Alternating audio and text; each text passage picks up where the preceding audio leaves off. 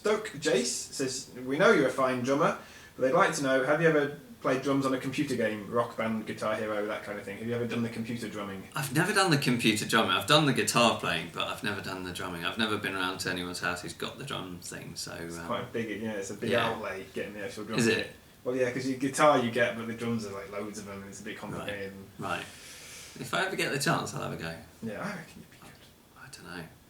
Because at least it does replicate it, doesn't it? Because the guitar is nothing like really playing the guitar. Yeah, I guess. Keeping the rhythm, but with drumming you'll be... Well, I don't know. There's a great Killers video in Japan where they're playing sort of where Ronnie's playing the drums in an arcade, and it does look like fun. So yeah. Jane McCabe says she thinks she saw you walk right past her at the Sherwood Forest gig in the summer, about half an hour before you do on stage, and she'd like to know, do you often wander out into the crowd before shows? Would that have been you, and do you do that often? Yes, it probably was. I quite often go out if I've got friends there, go and say hello, and also to watch the... I would have been watching the Helio sequence. In fact, I would have, half an hour before we went on, the Helio sequence would have just finished, so I'd probably just watched their set from the sound desk, which is probably... It's where I always try and watch gigs from. I always think, if I'm next to the sound man, then it's probably the sound's going to be quite good there. You would certainly hope so. I've read somewhere, says Cami G73, that you're colourblind. Maybe it's hard to explain, but how do you see the world, and how does this affect your photography?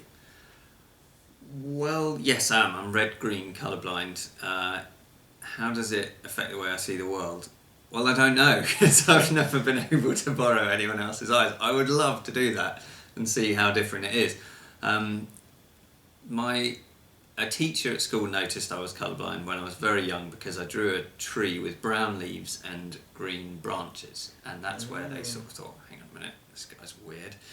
And I guess, how does it affect my photography? It means that I don't do much sort of retouching Photoshoppy stuff because I don't really trust what I'm seeing, and I really love using film because I really trust the colours in film much more than I trust them in digital cameras. Interesting. Daniela H says there are a lot of people that are being condemned unjustly to death, like Troy Davis. What makes you support him specifically? I guess, firstly, I just heard about Troy's case on Democracy Now!, which is an amazing news show that I try and listen to whenever I can. And I don't know what it was that just made me sort of pick up the phone and get involved, but sometimes I guess you just hear about something, whatever it is that you're passionate about, that just makes you, sort of something inside you snaps and you just decide you're going to start doing something. But also the fact that there's such huge question marks over his conviction, so many different areas of doubt, and I think sometimes with an issue as huge as the death penalty, you need to kind of strip it back to certain examples of where things have gone wrong, and that show people that there's no need to risk executing innocent people. There's a guy called Cameron Todd Willingham who was executed in Texas, and if you look into his case, it's just horrific. And this guy basically was convicted of arson, which a load of experts subsequently decided was almost certainly an accident. And the guy was executed, and he wouldn't take a plea bargain, he wouldn't plead guilty to escape being executed. And he is now dead. And now the people in Texas, the experts, think that it was an accident, and he's dead. So there's nothing you can do about it. And this was recently, this was only a few years ago. And I think Troy's case is one where that could happen again. And so firstly we're trying to stop it from happening, and secondly using it as a way of showing that this still happens and it shouldn't. And so I hope, and I'm very grateful for all the support that Keane fans have given, and I know Troy's had a lot of letters from Keane fans, and I've had messages from his family saying please say thank you. So he gets them, he reads them, he loves them, and I'm sure he replies to some of them, so thank you. Next question is from Keane Shadow, who would like to know, will Mount Desolation remain as just a side project? Could this be the end of Keane? Is it the end of Keane? Oh God! No, of course it's not the end of Keane. In fact, Tim and Jesse seem to be even more excited about the next Keane record than they do about all the Mount Desolation stuff, which is really nice. But I'm a huge Mount Desolation supporter. I contributed photos to the artwork of them in the studio, and which I'm really excited about, and it looks great.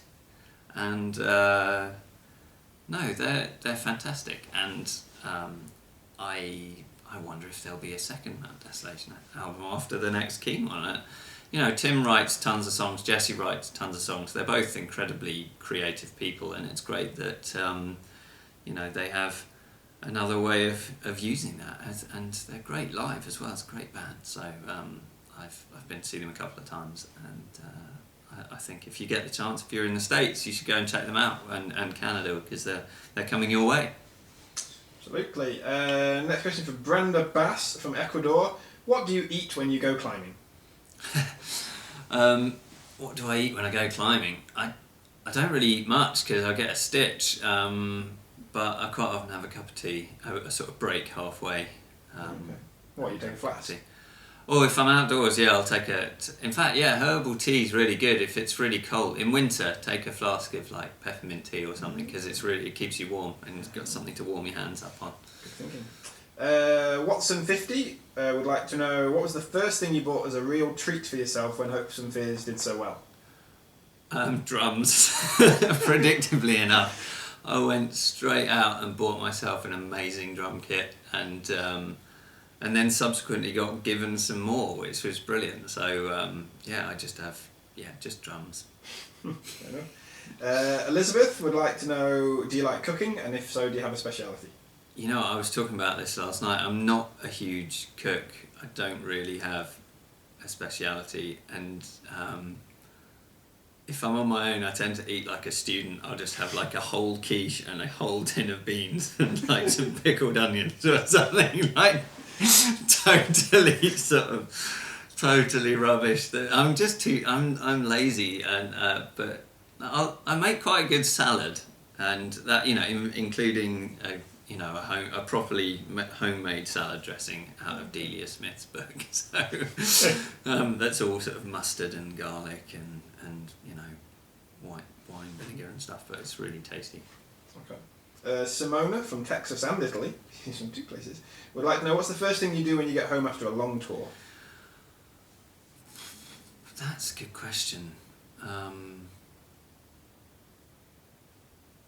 normally knackered and jet lagged because a lot of the tours are elsewhere, and I don't sleep very well on planes, so that whole following day is a real battle to stay awake and get back into the time zone.